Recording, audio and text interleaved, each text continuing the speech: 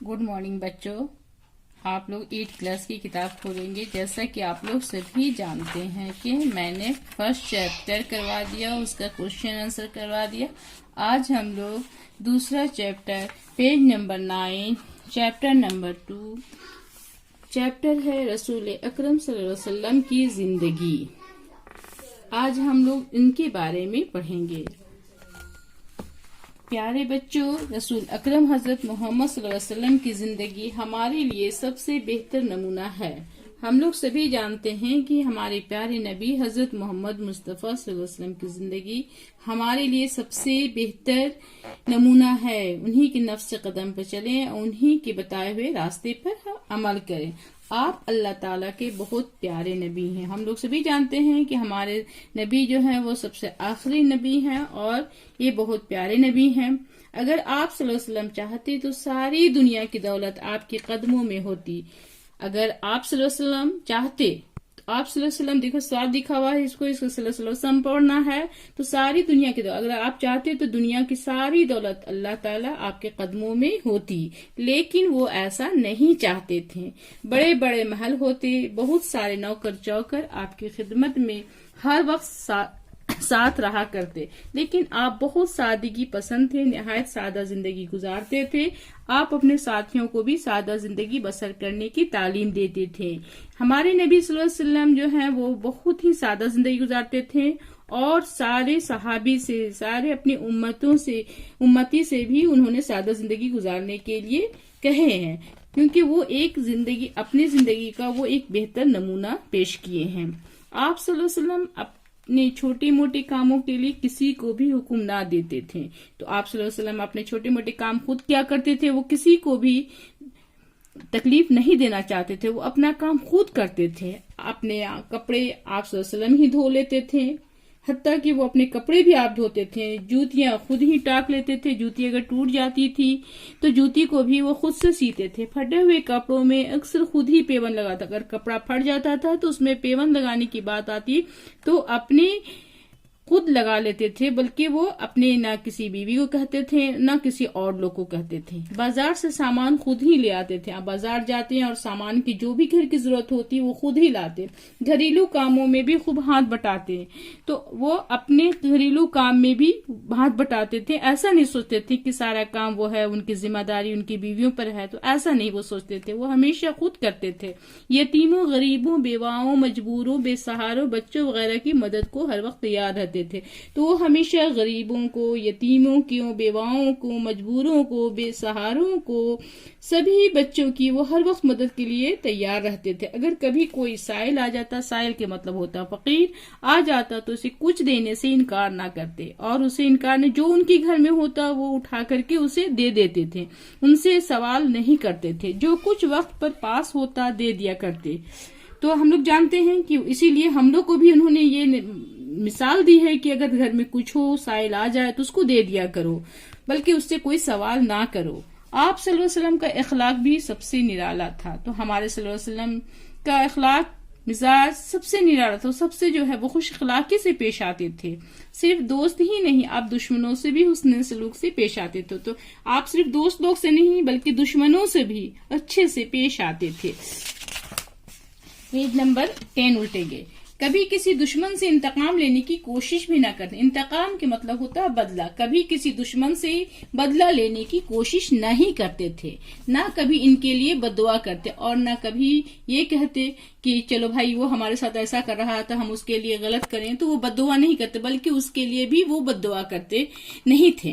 गोया आप दुनिया की तमाम मखलूक के लिए रहमत ही रहमत है। तो जैसा हम लोग जानते हैं कि वो हमारे सारी मखलूक के लिए रहमत ही रहमत थे।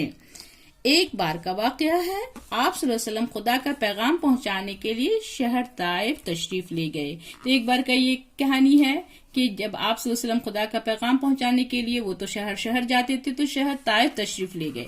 लेकिन वहां किसी ने आपकी बात ना सुनी, बल्कि उनकी बातों को कोई सुना नहीं, उन पे अमल नहीं किया, बल्कि लोग आपकी जान के दुश्मन बन गए और उनकी जान के दुश्मन हो गए। उन्होंने बदमाशों को सरकार सल्लल्लाहु अलैहि वसल्लम के पीछे लगा दिया और जितने बदमाश थे वहां के ताइफ के, उनको हमारे नबी सल्लल्लाहु अलैहि वसल्लम के पीछे लगा दिया, उनको नुकसान पहुंचाने के लिए। उन लोगों ने आप सल्लल्लाहु अलैहि वसल्लम पर इतने पत्थर پتھر برسائے کہ آپ صلی اللہ علیہ وسلم کا سارا جسم زخمی ہو گیا.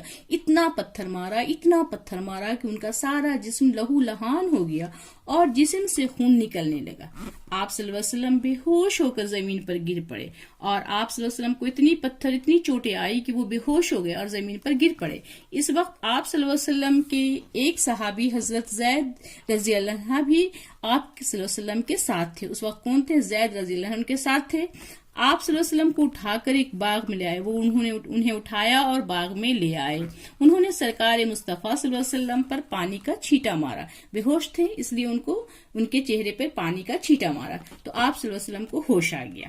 اس کے بعد وہاں کچھ دیر بعد پہاڑوں کا فرشتہ نازل ہوا. اسی درمیان انہوں نے کیا دیکھا کہ پہاڑوں کا فرشتہ ان کے سامنے نازل ہوا، حاضر ہوا اور سرکار سے دست بستہ ہو کر کہنے، دست بستہ مطلب ہاتھ جوڑ کر کہنے لگا، خدا نے مجھے آپ کی مدد کے لیے بھیجا ہے. تو فرشتہ نے کہا کہ خدا نے آپ کے لیے مدد کے لیے بھیجا ہے. اگر آپ حکم دیں تو طائف والوں کو 2 پہاڑوں کے درمیان رکھ کر پیس دوں. اگر آپ صلی اللہ علیہ وسلم ہمیں اجازت دیں تو میں ان لوگوں کو، طائف والوں کو 2 پہاڑوں کے درمیان رکھ کر کے پیس دوں. اس موقع پر کوئی دوسرا شخص ہوتا تو اپنے دشمنوں سے بدلہ لینے بغیر نہیں رہتا. جیسا کہ ہم لوگ جانتے ہیں کہ اگر ہم لوگ کو کوئی بدسلوکی کرتا ہے تو اس کو بھی ہم لوگ کو کوئی تھپڑ مارتا ہے تو ہم لوگ اس کو بھی ڈبل تھپڑ مار دیتے ہیں. لیکن آپ صلی اللہ علیہ وسلم نے ایسا نہیں کیا اور دشمنوں سے بدلہ لیے بغیر نہیں رہتا. لیکن انہوں نے ایسا نہیں کیا. لیکن آپ صلی اللہ علیہ وسلم نے بدلہ نہیں لیا. جواب میں فرشتے سے فرمایا. انہوں نے جواب میں فرشتے کو کیا کہا؟ نہیں، اگر یہ لوگ میری باتوں کو نہیں مانتے تو نہ مانیں، مجھ پر یقین نہیں کرتے تو نہ کریں، لیکن مجھے امید ہے کہ ان کی اولاد مجھ پر ضرور یقین لائے گی اور مسلمان ہوگی. انہوں نے کہا کہ ایسا نہ کریں، یہ لوگ بات نہیں مانتے تو نہ مانیں، لیکن ہمیں یقین ہے کہ ان کی اولاد ایک نہ ایک دن ہماری بات کو مانے گی اور ایمان لائے گی اور مسلمان ہوگی. اس طرح جب مکہ فتح ہو گیا تو وہ لوگ جنہوں نے آپ صلی اللہ علیہ وسلم کے راستے میں کانٹے بچھائے، ہر طرح سے پریشانیاں پہنچا کر آپ صلی اللہ علیہ وسلم کو وطن سے نکلنے پر مجبور کیا تھا، وہ سب کے سب سامنے کھڑے تھے.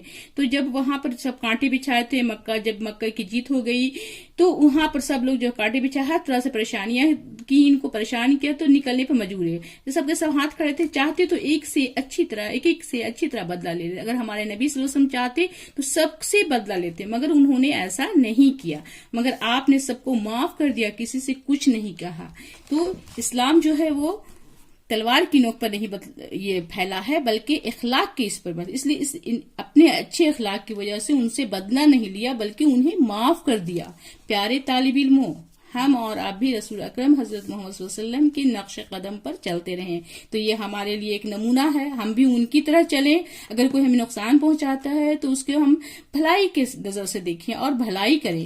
اپنے چھوٹے موٹے کام خود ہی کر لیا کریں. گھر کا جو چھوٹا موٹا کام ہے اپنے والدین کو نہ آرڈر دیں، اپنی بہن کو نہ آرڈر دیں، کسی کو نہ، خود سے کریں. والدین کی اطاعت گزار بنیں اور اپنے والدین کی فرما برداری کریں. ان کے ہر وقت فرما برداری پر لگے رہیں. انہیں ناحق پریشان نہ کریں، ان کو پریشان نہ کریں. پڑوسیوں سے مل جل کر رہیں. دوست دشمن سبھی کے ساتھ اچھا برتاؤ کریں. تو یہ ہم لوگ سمجھ گئے کہ ہم دوست دشمن سبھی کے ساتھ اچھا برتاؤ کرنا ہے اور ہم اپنے نبی کے راستے پر عمل کرنا ہے، نبی کی بتائے ہوئے باتوں پر عمل کرنا ہے اور سیدھے راستے پہ چلنا ہے. آپ لوگ کا یہ ہوم ورک ہے. الفاظ معنی کو کاپی میں نوٹ کر لیں گے، اگلے دن ہم اس کو کروائیں گے.